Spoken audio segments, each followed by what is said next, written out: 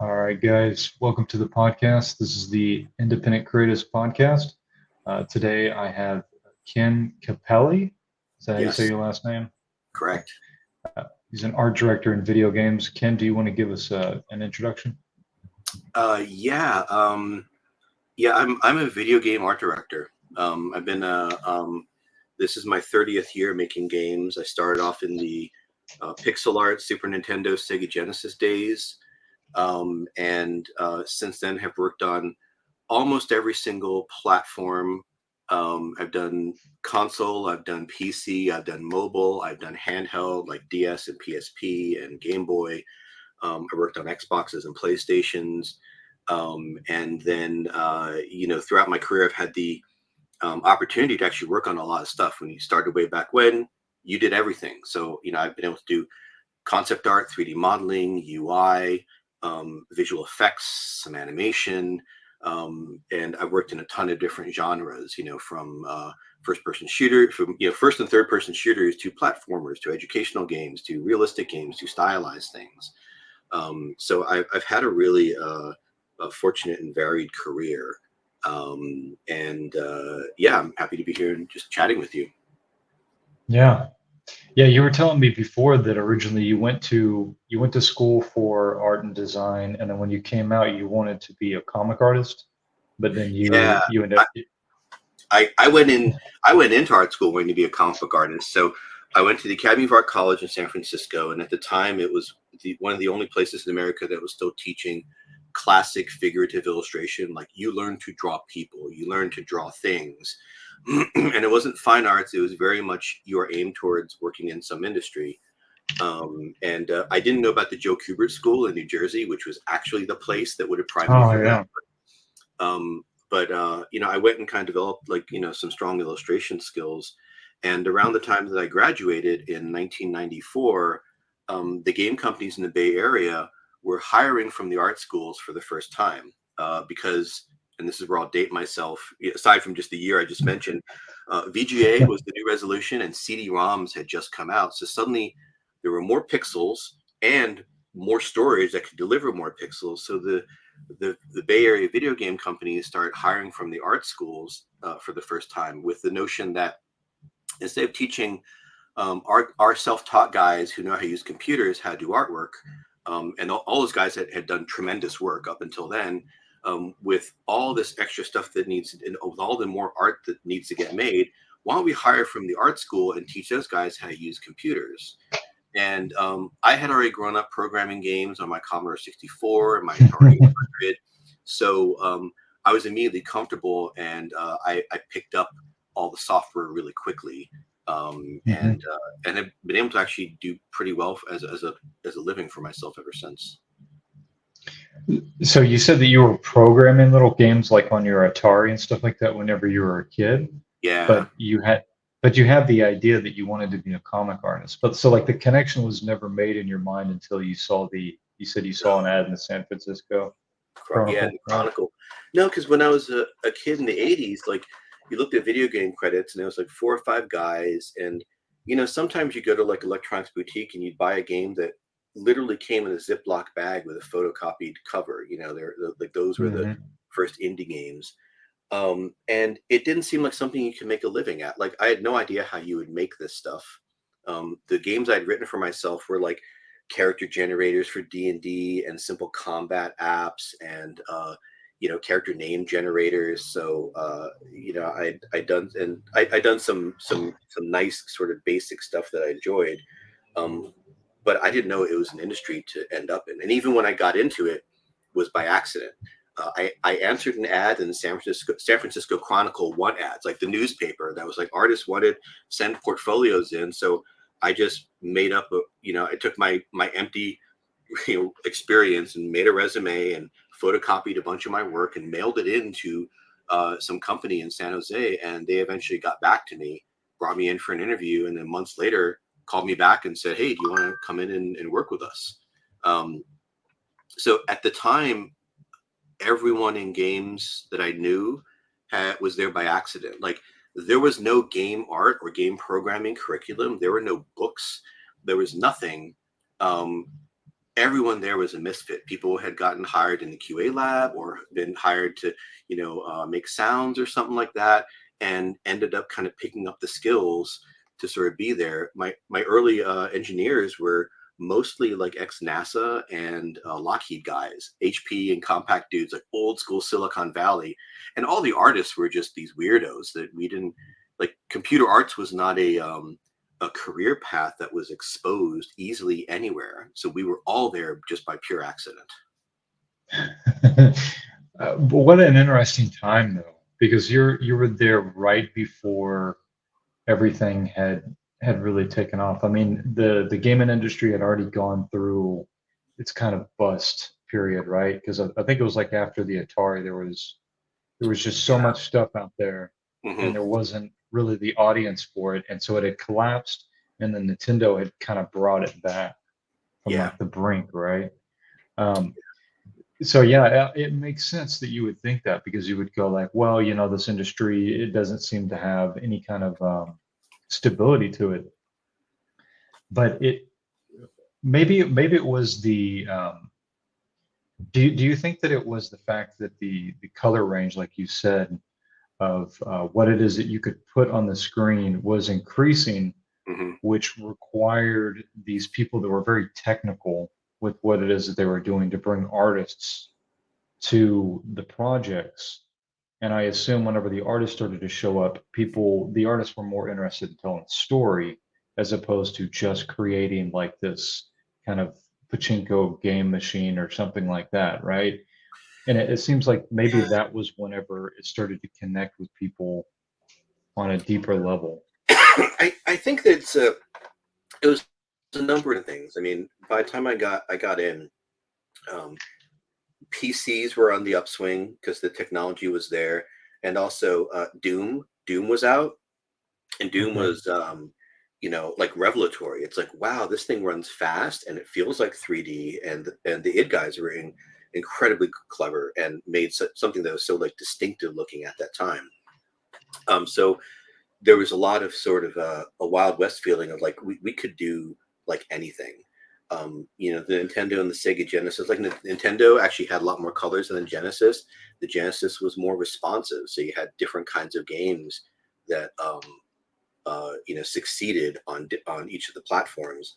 Um, and I think the influx of artists into it, and I think you know the sort of increase in the game complexity definitely sort of grew the industry. It grew the need to bring more people in, and then and the games weren't really mainstream at that time. Like they were, at least on the computer side, you were still kind of typing in, struggling with your config sys's and your auto exec bats and stuff in order to make sure your game could run. And it was like that for years. And console games were actually starting to gain a lot of traction, especially with like kids and stuff. Um, so I think a lot of seeds were laid there, especially in the console world, that suddenly there were people who were more people growing up who were playing the games, who had an exposure to it, and as they went on with their lives and started to themselves either accidentally getting pulled into the gravity of the games industry, and then when actually books on how to make game art and how to make pixel art, and then colleges started actually coming up with game design or game programming curricula, that just funneled more and more people in to the place where we are today, where there's like I don't even know how many tens upon tens or hundreds of thousands of game developers there are out there, but whatever number anyone tells me, it will still just kind of dwarf whatever's in my imagination. Yeah. Yeah, there was something like I think 2000 games released on Steam last month, something insane like that. I mean, a Yeah, lot and of it's and I've also heard the stats of like 10,000 people laid off in games last year. I think like yeah. 6,000 this year before. So that's 16,000 people that have lost their jobs in the past year plus. And I'm like, oh, are there more than 16,000 people making games? Like apparently there's Uh-huh. 100,000 too. I have no idea.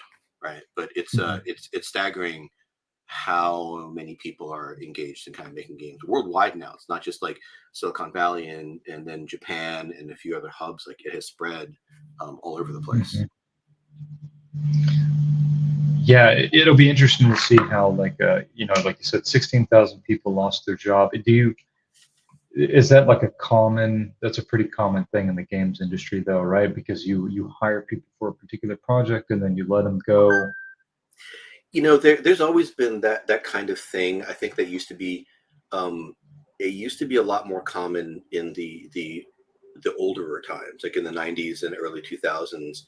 I think companies have tried to hold on to people because they realize it's really hard. It's expensive to let go of people and then try to hire people back. So it still happens, but the layoffs of the past year have been, it's felt apocalyptic. You know, even Mm, companies that are posting record profits or revenues are still laying off thousands upon thousands of people, and I think it's just a case of the larger sort of macroeconomic environment where money's a lot more expensive to borrow, and mhm. games are expensive to make, and you kind of, and while they're being made, they're not making money for themselves. So I think that sort of larger pressure kind of manifested in a lot of different ways at big studios, all the way down to even small studios that had to, trim back. Mm, okay. So looking back over your career, what would you say is like the what was the golden era for you? Do you consider this to be like the golden era of game development or I felt like the early to mid 2000s were pretty good. yeah. I think the recession of 2008 put a real damper on a lot of things. We saw a lot of studio closures then. But there was this period where it felt like there were a lot of new studios popping up, small studios, and there was a lot of innovation in games. I'm not saying there hasn't been any since or whatever, but just from what I noticed and what I was involved in, it felt like there was uh, it was just verdant gardens popping up all over the place with interesting ideas. A lot of the Mhm, game genres hadn't quite optimized themselves into the sort of juggernauts that they are, mhm, and I think you could actually get away with a lot more experimentation. I think people were into it. Yeah, mhm. Yeah, because like you said, the genres weren't optimized. Like, not every third-person game was basically set up the way that Resident Evil 4 was, right. right? Yeah, So people had to kind of figure out how would you actually play that game, and there were so many different iterations of that, and some of it's broken. It's not like you want every game to be made like that, but it is interesting to look at that time period and see how many studios were just trying different things. And you still had, I guess, like the double A space, which is where most of the experimenting was going on, right? yeah. It's weird because we didn't. There wasn't a sense of A or triple A or anything like that yet. I Hmm. mean, and triple A is even morphing into something where it's like today is $40 million a triple A game, or is it $500 million? Is it yeah, it's weird to think of the scale it's gotten to, and I feel like some of the really large games are getting to a place where it's really hard to justify their cost with an audience. You kind of look at like Spider-Man to Miles Morales to Spider-Man 2, and the jump in cost for those, even though they sell a lot of copies. It's staggering how much they actually, how many resources go into actually making something like that. Whereas back then, teams were a lot smaller and a lot scrappier. Hmm. So the idea of us being like, I don't know that we ever really thought of ourselves as like, oh, we're making A games, because things hadn't quite shaken out to the sort of state that development is today. Hmm. What do you make of like the indie scene now? Does it remind you of the early 2000s? Yeah, kinda. It's a. I mean, a lot of the indie games go for sort of a low to mid fi look, and that allows them to not get caught up in needing to um, go into incredibly high fidelity detail and have to spend all the resources to sort of chase that. So it's really charming. I love seeing the games that try to go for that retro vibe, and I love even seeing the ones that end up having a sort of like lo-fi or polygonal or very stylized look that aren't trying to feel like there's something from the past, but they are occupying a very like charming space that's very direct. Like, I mean, some games I played recently, like Night in the Woods, Donut Country. There's these indie games that are just they're incredibly fun. They're incredibly inventive, and you can tell that I would hope the teams had a lot of fun making them. And it Hmm. kind of reminds me of some of the stuff that we were doing way back when, just because that was the limit of the capabilities, right? Hmm. Hmm. But now it's like the the the bar as far as like getting into it and being able to work with these programs is like it's almost non-existent. I mean, you can pretty much just download Unreal, and if you know your Yeah, way around a computer program. right. Even thing is, even if you don't, there's I mean, so many YouTube tutorials. They'll teach you how to make like awesome looking game art from pixel stuff all the way through to fully painted like AAA concept stuff and even 3D modeling.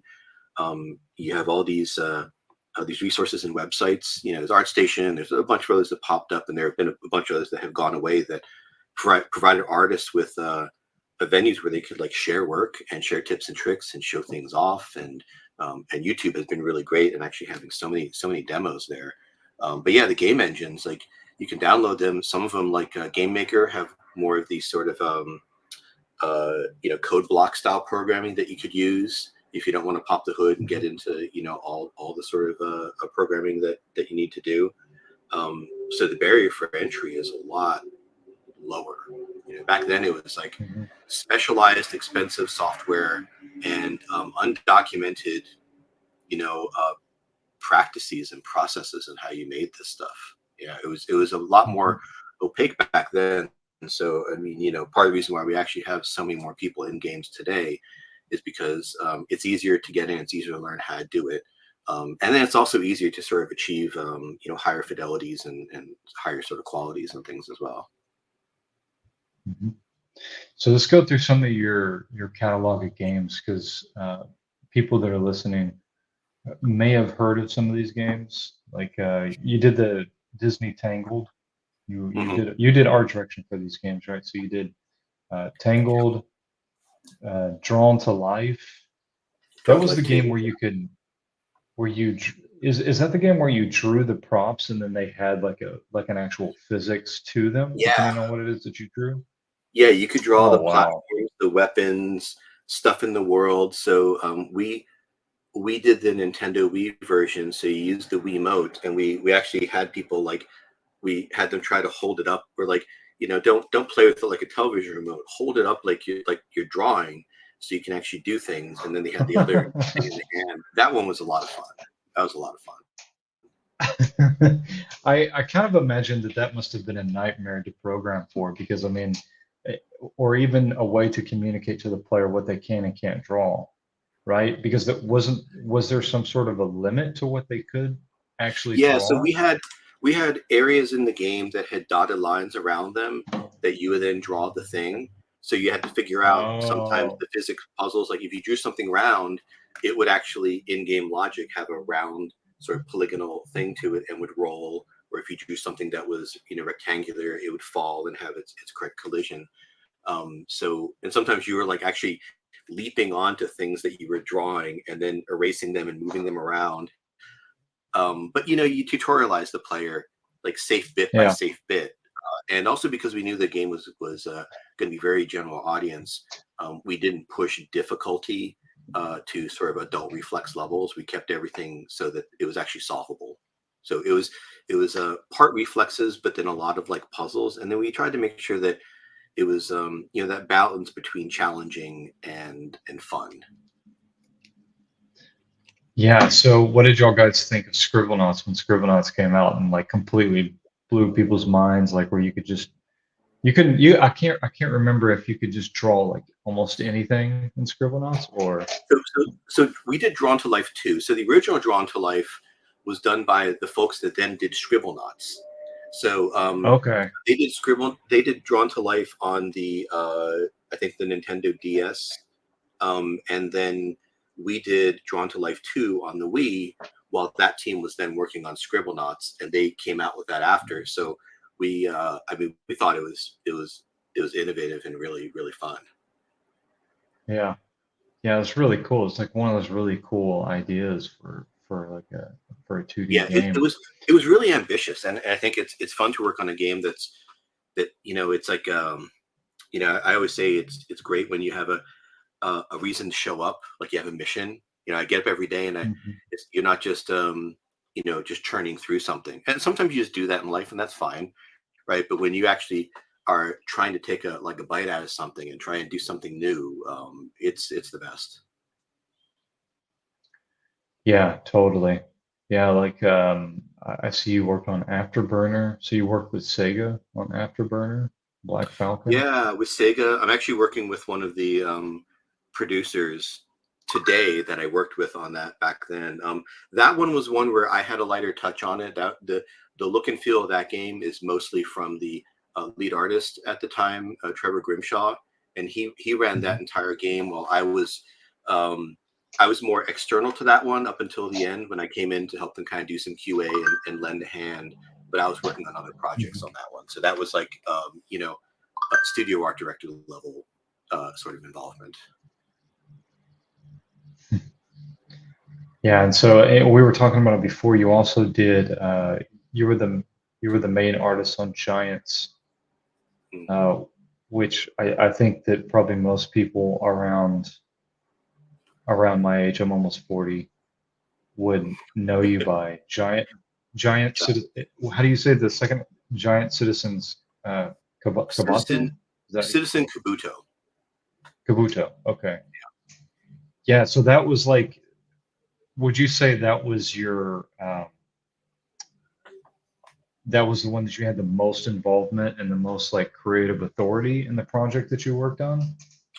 I don't know if the most so who I worked with the of the founders of the company, two of them, Nick Broody and Bob Stevenson, they were the co-owners, co-art directors, co-creative directors. So they had actually built a huge portion of the game before I joined. But our lead programmer, Andy Astor, was diagnosed with pretty severe cancer. So the whole production went down for a little while. The publisher, Interplay, had basically said, "Hey guys, just take care of Andy, take care of yourselves, figure out what your plan is. We'll keep paying your milestones. Don't worry about it. But let us know what's happening and make sure that you're taking care of yourselves." Um, so they actually had a number of months to regroup, but things were moving so fast in game technology back then that a whole generation of video cards had come and gone. So they were originally aiming for, I think, the first 3D FX card, and then suddenly the I think the Nvidia the GeForce came out, GeForce 2 or something. So suddenly all the games were in development, which were much higher def, were bigger. So Planet Moon at the time was a small company of about 7, 8 people, and I was like number 8 or 9 who joined. And part of my job was actually, look, we need to build all this new stuff. We need to rebuild everything we've done before. So let's just go. So I had a lot of creative freedom to sort of explore what was going on there. And Bob and Nick had actually laid down enough of the groundwork that I was able to rebuild and repurpose a lot of the stuff that was there, and then build all the buildings, the UI.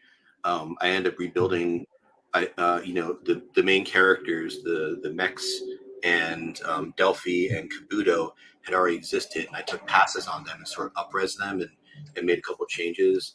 But I built out like environments, objects, destructible things. I worked on the physics part, so it was a whole lot. And what's funny about that game and then Armed and Dangerous is that which Armed and Dangerous was the follow-up game, is that Bob and Nick and I passed artwork around so much. And at one point, Mhm. maybe about 15 years ago, I was putting together a version of my portfolio, and I was reached out to them, and I'm like, "Hey guys, here's this piece. Did I do this or did you do this?"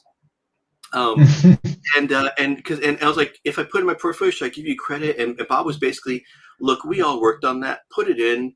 No one cares. Look, like we all can take credit for everything in those games. And I was like, okay, cool, thanks. And it was neat to just feel like we had actually such a meld in all of our artwork and we all touched everything that it really was a strong collaboration. Yeah, man. So I'm sharing on the screen right now Awesome. some of the screenshots of the game. dude. I mean, honestly, it's taken me back. Like I said, I don't think I ever played this game, um, but I was a gamer during this time. There's something about the textures and the way that the screens look that's just very nostalgic to me. I love this cover too. This is such a cool cover. Thank you. I don't know who did that, but yeah, it is cool. Yeah, so it was pretty much during this time that like you had built up your arsenal of skills because you can pretty much do everything, right? Like you've done concept art, you've done environment art, you've done UI, Yeah. um, and then like you said, you've done some game design as well. Have you designed any like actual games, or have you thought about like building your own thing now? Because I mean, I feel like you have like everything you would need. I And suppose, but I've always leaned more towards the art stuff, and I have too many other interests. okay. And my forays into game design were never like primary. It was more like, as an artist on the team, sometimes I would actually be doing like level layout stuff. Like it would just be up to me, Mhm, like, hey, so here's this area for you to populate. So I would just go ahead and actually populate it and consider the gameplay, and then I'd hand it back to an actual dedicated, game designer who would then, put in and fine tune all of the timings and triggers and stuff like that. In some of the early games, like one of my first games, Deadlock, I have a game design credit on that because everyone on the team was involved day to day in playtesting the game, giving feedback, making suggestions, tire kicking on features, offering, creating new things and assets and everything. So it was, I think when you work on a really small team, you get to wear a number of different hats, and I think mhm, you can be closer to, um, what we think of as like the siloed discipline of design. You get to take mhm. part in that more. So this was Deadlock, Planetary Conquest. Yeah, that was my So first this game. was a and this was a 90s turn-based RPG, 90s turn-based strategy game. Yeah, 90s turn-based strategy game with voxel-based procedural landscapes, and yeah, up to 7 players could compete. Oh, okay. I mean, it's really crumbly looking looking at it all right now, but No, I it mean, was, the design is still there though. I mean, that's what's interesting about design in general is like if you understand the fundamentals of it, then it still carries through, even though like the graphics itself are not anything comparable to what we can do now, obviously. But mm, there's still a design there. There's still a sense of like being able to differentiate between things and to communicate things to the player yeah. in an efficient way, which is really what you're doing. And then also drawing them into the world that you're creating. Mhm. Yeah. Yeah, it brings me back, man. It just brings me back to a Right. simpler time in I life. mean, like this game, what that was released in 1996, so we're getting close to 30 years, 28 years, and Wow. I'm still in contact and still friends with, um, all my teammates on that. Like, Nice. I saw a couple of them last year. I was emailing with another one. But yeah, we're all still connected on like Facebook and stuff like that. That's cool, man. Yeah, that's like so there's kind of a there's a camaraderie that comes from making games that is pretty unique, right? Because Yeah. it seems like you spend so much time on something and nobody, correct me if I'm wrong, but it seems like nobody really has it completely pat down as far as like you have a production schedule, you have specific things it is that you're trying to aim for and whatnot. But at the same time, when you're doing something creative, unexpected things are coming up. Hmm. Like Hmm. things are going to break on you, or things are going to have to change like halfway through the project that Yeah. you weren't expecting to happen. Yeah, there is that sort of invention, that sort of happy accidents that happen along the way. Um, but it's funny. So when I start working on Deadlock, my Mhm. project lead Russell Schiffer.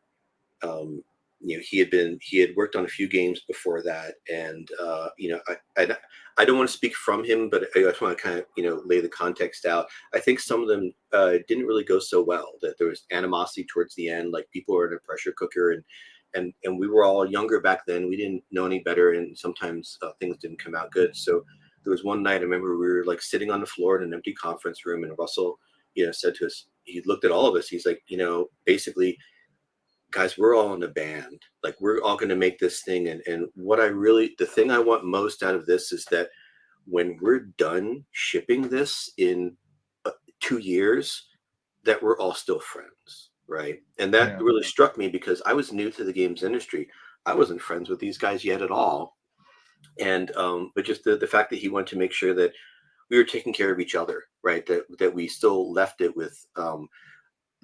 this thing that we were going to crunch on and that we were going to have some, possibly tumultuous times and arguments about, and to make sure that nothing we did was personal and that we still came out of it with like respect and camaraderie. And Mhm. that's something that's always stuck with me, that I've always really tried to make sure.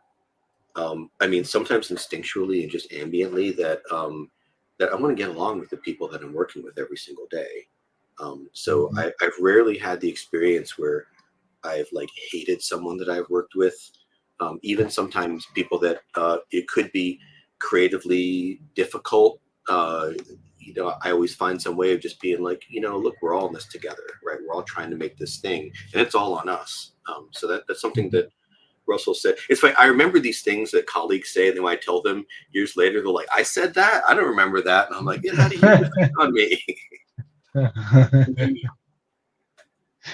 Yeah, so let's look at the Slave Zero. That was another one that you did. Let me pull up my screen again. That one's been surprising. So that one has turned into apparently a bit of a cult classic. And I did Yeah, an interview with Retro Gamer um, late last year, and also the art director of a new sequel called Slave Zero X, that the red character you're seeing there. yeah. The art director was, I mean, absolutely charming. We geeked out over similar references. Like I was making obscure references to kind of like obscure Japanese model makers from the '90s, and they're like, oh my god, I love their stuff. I was totally looking at their stuff too, and it's just like, that sort of alignment. So I think the fact that there has been a sequel that kind of picked up the name and the IP and is running forward with it has caused a little bit more interest in the old game. And Mhm. Slave Zero is one of the, I mean, there weren't many games made for the Dreamcast in comparison to other consoles.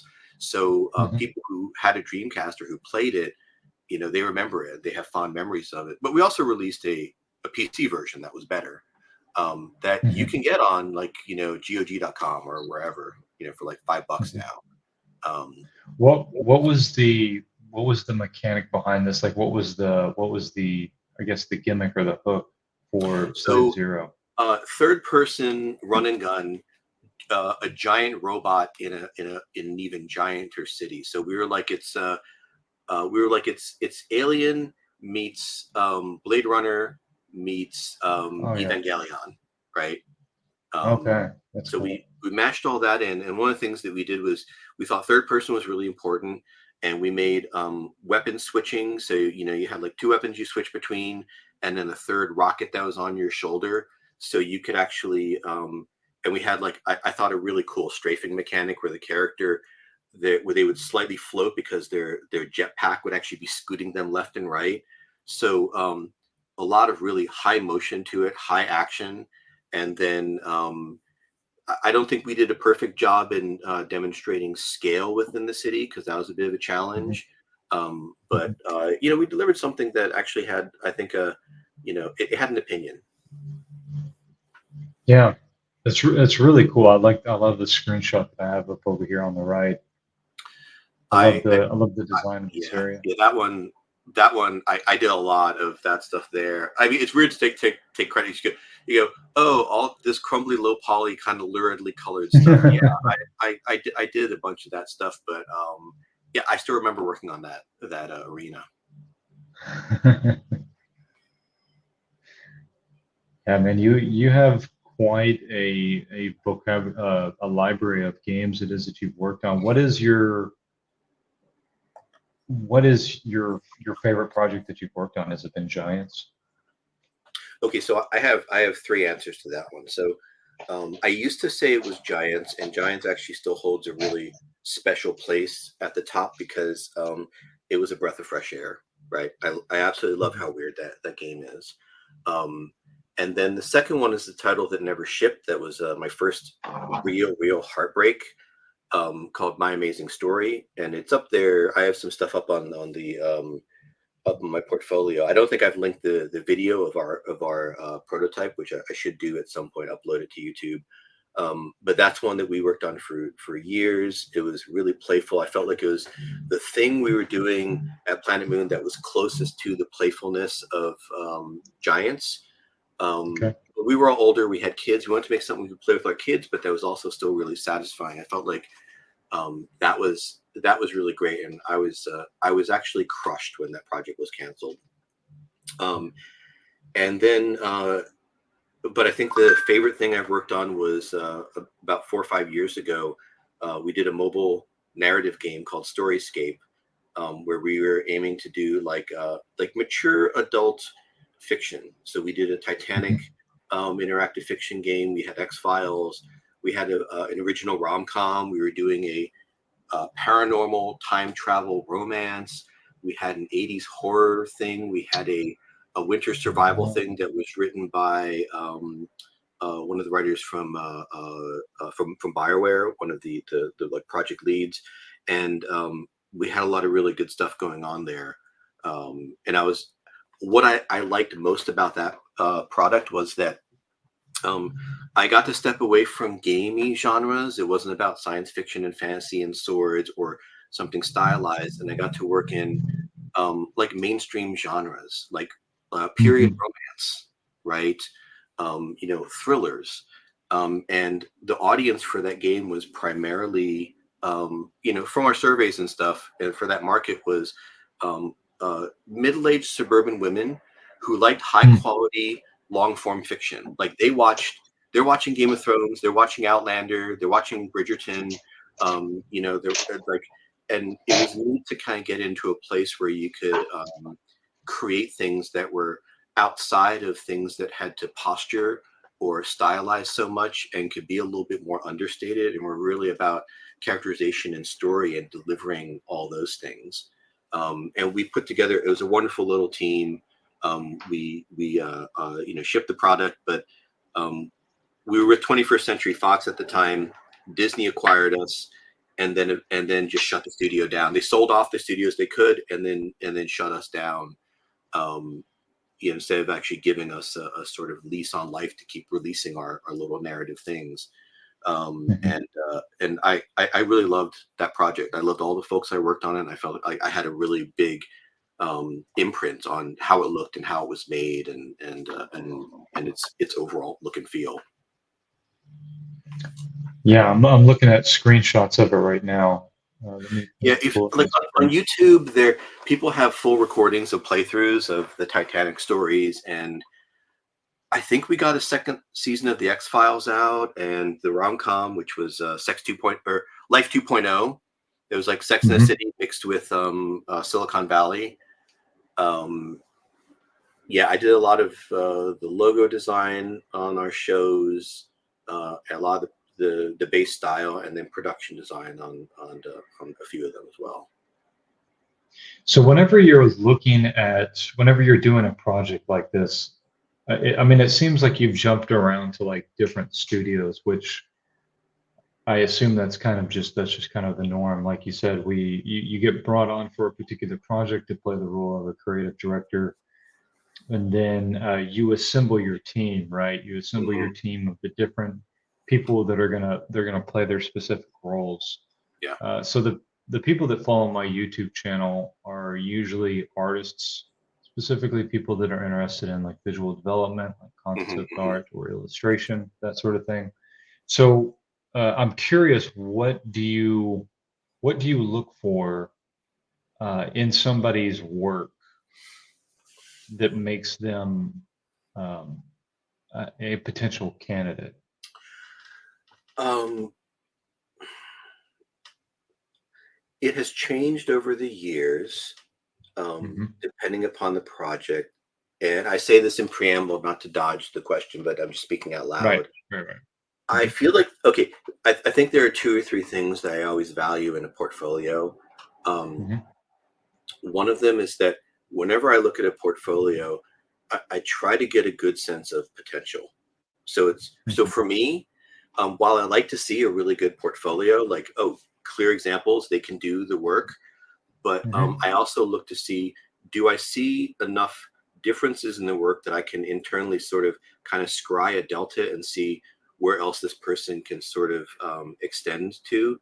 So versatility is a part of it too. So potential and versatility for me kind of go hand in hand. And a lot of that is an artifact of having worked, for the early part of my career on small teams. That if you want them to stay together, the first game you do may be a strategy game, with a classic sci-fi. The second game may be a cyberpunk 3D shooter, and then you may go on to, so at Planet Moon, we actually switched art styles and game genres enough that I really appreciate people that could wear more than one hat and that Hmm. showed variety. So yeah, potential and versatility. But I think there's also another thing too, which is charm, right? If I feel like there's some life in your work, if I feel like there's some soul or some fun in it, and that doesn't necessarily mean it needs to be wacky or it needs to be overdone, but one recent creative director that I worked with for a number of projects, we talked about things having an opinion, right? Like, is there an opinion Hmm. to this? Is there something distinct? Is there a voice in it? And you know, uh, so if I'm looking for someone just to build weapons for me, and I'm just looking at hard surface modelers, I mean, at a certain point, once you've hit a uh, a minimum plateau of quality, it all becomes kind of the same, right? Right. But when I'm looking at people who are doing character work or concept work or actually demonstrate a variety of stuff in their things, I think there's more opportunities to sort of see um, the artist's voice uh, in their craft and not Hmm. just virtuosity of technique. It's not how good they are at making it. Is like, is there something else there, right, that they're putting into their work? Um, and Hmm. and there's a balance too, because sometimes when you have a professional portfolio, you don't often get to work on the things that allow you to inject yourself into them. Hmm. But if you're fortunate and you've been able to jump around and take advantage of opportunities, you can have a very portfolio like that. Now that's a thing that I personally try to look for. I want to Hmm. see charm. I want to see versatility. Um, but that's not the only way, because the games industry is so large that there are art directors who would tell you, you need to pick your thing, pick your lane. Like, you're not going to Hmm. be an awesome environment artist, character artist, concept artist, NFX guy. Pick the thing you're going to do and do that, because art directors, in as they lean more towards industry and larger teams, they need someone who's a subject matter expert, right? So Yeah. you have that narrow thing. And it's funny, it's to the point where sometimes people are surprised when they're like, oh shit, I didn't know this guy could also draw. Like, he's a 3D modeler, but Hmm. he does this stuff. Like, so when I was working at Crystal Dynamics for just a brief period, I was an environment artist. And at one point they had to do a redesign of the main characters, so they threw that to me, and everyone, the guys on the team were like, I didn't know Capelli could do characters. And it was just like, oh yeah, I do a little bit of everything, right? But Crystal D at that time was starting to turn into the place where people really, really got into laser focus and became really great at a thing, because they then went to make like Tomb Raider, and then another iteration of Tomb Raider and the Marvel's Avengers, these games that are like incredibly high quality. So AAA, I think, requires people to actually be much more focused subject matter experts. But Hmm. when you go into an indie space, being able to wear multiple hats is that's a thing that's valued. Yeah, yeah. It totally depends on what space it is that you're trying to go into.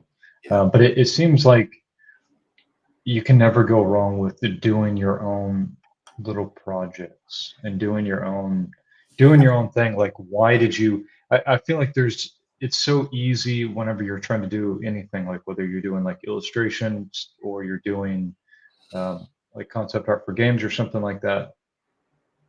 It's so easy to look at the market and then to say like, okay, what do people want? And then just let me just do that thing because I need to make money in order to sustain a living. But Yeah. you always know that can't, that is not the answer because it, almost always leads to burnout. Like that's almost a barometer of what it is that you can put as far as like, are you heading in the right direction artistically, right? Because Yeah. if you're doing something and you're getting burnt out from it, then that's telling you you're just doing it because you're looking outside and seeing other people do this thing, and you're like, okay, that's how you make money. And it's kind of ironic because the Yeah. only way it is that you're going to be able to actually make money is to really do the thing it is that you love to do, because that's the only thing that's not going to burn you out and it's going to differentiate you. Yeah. I mean, God, we could really go around on this stuff. Like, should you Hmm. monetize your hobbies, right? Like that conversation Yeah. kind of leans in there. Like, can you turn the thing Hmm. you love into a living, and then it turns into work, and then it becomes a necessity, right? You Hmm. know, I think in general that's not necessarily a bad recipe for life, because like, wow, you get to make a living doing what you love. Um, I've tried to practice throughout phases in my career of actually giving myself a healthy distance from the work. I think in my Hmm. early projects, um, especially Slave Zero, I drove the look and feel of that project through force of will, right? Just through just sheer ego, because that's all I knew as a young man in his like early 20s. I was like, I got a vision. I got a bunch of guys who are aligned with that vision, and we're just gonna run. We're gonna hit this really hard. And um, I didn't separate myself enough from the work to the point that I still felt like I was fighting for the right things at that time, but maybe kind of Hmm. doing them in the wrong way, right? I didn't have this step back. And then when I talk about my heartbreak project, my amazing story, that's one where I got so wrapped up in wanting it to succeed, right? That I like when it was canceled, I was really crushed. I was just frequently on the verge of tears about it. Incredibly Hmm. disappointed in how that turned out, and then also looking back at my failures as an art director on that project, right? Like you're always looking at Hmm. those sorts of things. So I think uh, an antidote to burnout is to really develop a separation between yourself and your work that's healthy. It doesn't mean you can't put a bunch into it, but you can't put Hmm. so much into it that it unbalances you and it becomes something that's pulling from you, right? um i Hmm. I sometimes joke about saying like, yeah, to really kind of get by as an artist in this world, you have to be a little bit dead inside, right? Like there's a couple things that you need to kind of inure yourself to, so that um you're not um you're not just submerging yourself into your work, right? Hmm. And at the time, at the times when I was doing that, I wasn't always entirely aware, because I was just like, man, I felt like I'm dedicated to this. I'm doing everything I can. I wanted to be successful, and it took me more than a few years to sort of find that healthy distance where if a project got canceled or if something got cut or whatever, that I didn't feel like I was losing anything, you know. Hmm. Hmm. Yeah, I guess there's a balancing act with specifically with what it is that you do in the games industry. Is you have to be able to put yourself completely into it in order to have those creative ideas and to have that full creativity. But then you also have to have enough distance that you can say, well, if it doesn't go through, it doesn't go through, right? Yeah. I've had the joy of kind of watching the UI UX discipline sort of appear and then Mhm. formalize through my career. Like before, it Okay. was just like, oh, you just sort of do some UI, you put some stuff up on the screen, and um, it has turned into a thing that is so like user focused and testing focused, and it's about flows and Mhm. experience. Like I feel like it's the place that really lives so strongly in um, surfacing design to players, and then on the UI art side of it, making sure that you're visually communicating the right feel and the right colors and getting the right responses to players. And I feel like UI UX is one of the places where I see that healthy detachment, especially because there's been such a focus on let's get this in front of users and get their responses. Like, I might think this, a button that looks this way works, but let's also try it these other ways. And then, oh, you find out other one that I wouldn't have guessed actually works better for people, or this other arrangement of things on a screen, or this other logo treatment that I don't like as much, but that's the one that actually audiences respond to. And then to be able within that discipline to just so easily um, react to it and just do the right thing without getting really caught up in like what you think or what you like necessarily. So it's a balance about like bringing your art to something, and then also responding in a really a sort of mature way into how people react to it, and then Mhm. adjusting. Yeah, totally. So we're getting close to an hour in, and I don't want to take up too much of your time. But if you were talking to like younger artists that are wanting to get into the video game industry, like what Mhm. kind of advice do you have? Like what do you see? Maybe not even what kind of advice, but what do you see as like the big stumbling block that keeps people from getting their foot in the door? Like as like say let's say a concept artist or somebody who's Mhm. doing something on the visual development side of things. Um, I mean, obviously, there's a minimum level of like quality and polish you want to put into your portfolio things, right? Hmm. Um, I think if your work can seem can do that while also showing some charm, that really stands out. Because as an Hmm. art director, when I'm sometimes hiring for a role, I'm looking at dozens and dozens, sometimes hundreds of applications, and you know, you get a little wall-eyed after a while. So then the things that really stand out to you are more meaningful, and still, you're looking for a certain level of quality, right? Because you want to hire to support your team, you don't want to let anyone down. But if you can bring some charm into your work, I think that can count for a lot. I also think being able to like demonstrating that you can wear multiple hats. I think especially if you're aiming for like small teams or indie, if you've done game jams and you've actually done some game design, a little bit of game Hmm. programming, or even technical art or whatever like that, that's enormously useful, because being able to just pop the hood and get an engine and actually implement stuff on your own and understand how that fits with everything else, that's a huge sort of just like that's a huge passive talent to have. Hmm. Totally. Yeah. Okay. Cool, man. Well, I appreciate you chatting with me. For anybody that's interested, I'm going to include the portfolio to Ken's work so you can see like the full display of everything he's worked on in the description box below.